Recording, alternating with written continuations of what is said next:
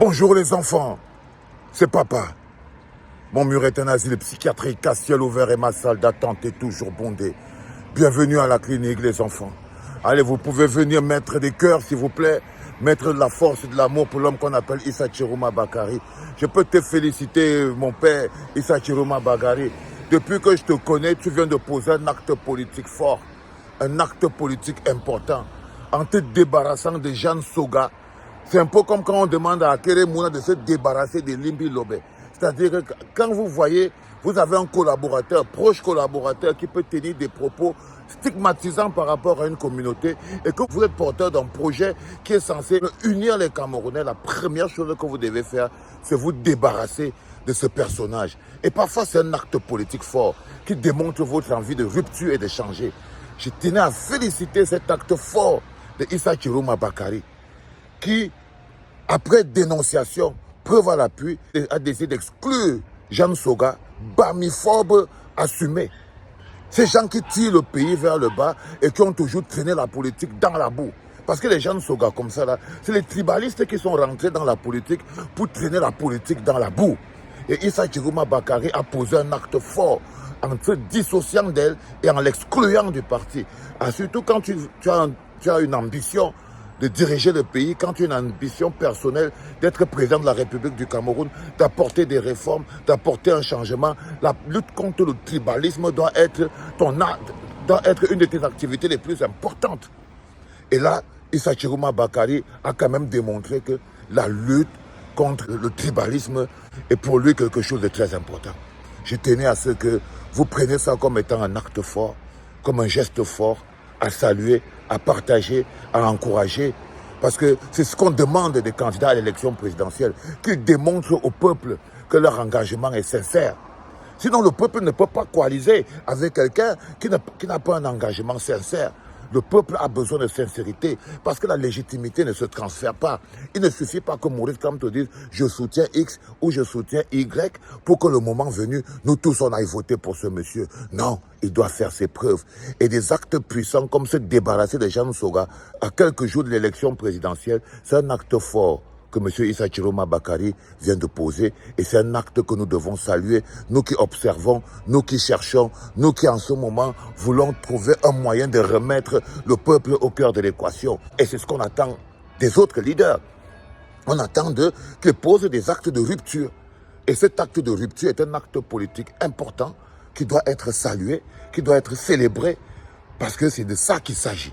Je tenais à ce que vous partagiez ce poste au maximum, que vous partagiez cette idée, que vous partagiez cet acte de Issa Chiroma Bakari et surtout que vous l'inscrivez dans la perspective d'un homme qui veut démontrer au peuple camerounais qu'il est prêt à aller jusqu'au bout de ce qu'il promet.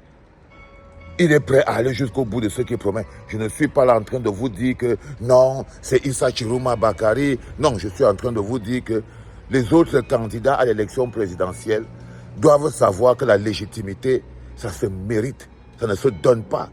Et là, Issa Chiroma Bakari fait tout pour mériter la confiance du peuple. Et cet acte-là, c'est un acte qui est fort et qui te donne un petit point dans la confiance du peuple. La politique, ce n'est pas le voir bébé. Parce que pour moi, je me battrai de toutes mes forces pour que le peuple stoppe la course folle du RDPC. Parce que si cette élection passe, je vous le dis, je vous l'ai dit en podcast, nous allons rentrer dans une sphère d'instabilité à nul autre pareil, les enfants. S'il passe cette élection, nous allons rentrer dans une instabilité pas possible. Et le plus dur, c'est de voir à quel point les 12 apôtres se comportent comme des collabos. Vous vous rendez compte qu'on leur demande de faire la coalition, par exemple. On leur demande de faire la coalition. Sur les 12, aucun n'a fait la coalition avec personne. Tout le monde est parti déposer son dossier. On a même vu des gens partir du parti de Cabral Libi. Ça dit qu'on est à quelques jours des élections, de dire que 19 cadres du PCRN ont quitté le PCRN pour aller pour aller au FNCC de Issa Chiroma Bakari qu'on est en train de parler ici.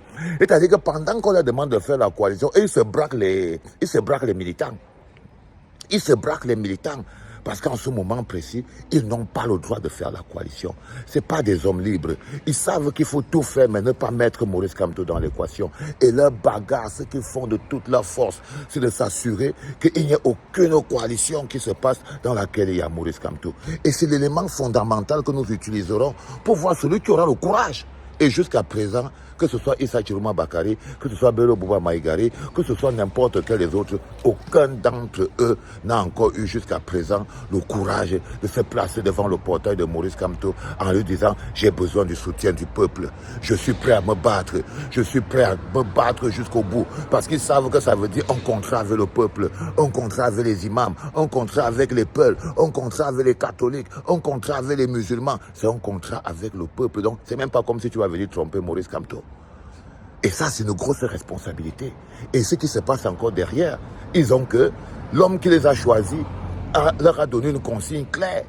Aucun ralliement à Maurice Kamto parce que c'est la seule chose qui peut détruire, qui peut remettre le peuple dans cette équation et faire effondrer les rêves de présidence de Ngongo et Chantal Biya.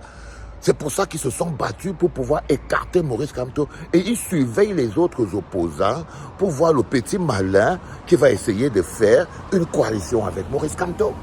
Parce qu'ils savent que dès que Maurice Kamto est reparti dans l'équation, c'est foutu, il ne faut pas se cacher. Et tous les gars là, ils font du chantage au RDPC. Ils font le chantage au RDPC. Et si vous faites son valet s'associer à Maurice Kamto, et si vous faites son valet s'associer, et les gars du RDPC disent, ah les gars, vous voulez combien, vous voulez combien. C'est tout. C'est tout les enfants. Donc en ce moment précis, jusqu'à présent, nous n'attendons que ces candidats à l'élection présidentielle démontrent autre chose que ce que nous pensons qu'ils sont. Moi, je pense personnellement que ce n'est pas des vrais candidats à l'élection présidentielle. Je pense qu'ils ne sont pas vrais. Je pense qu'ils sont totalement faux. Ils sont contrôlés, ils sont inféodés. C'est ce que je pense. Eux, ils peuvent démontrer autre chose. C'est à eux de voir.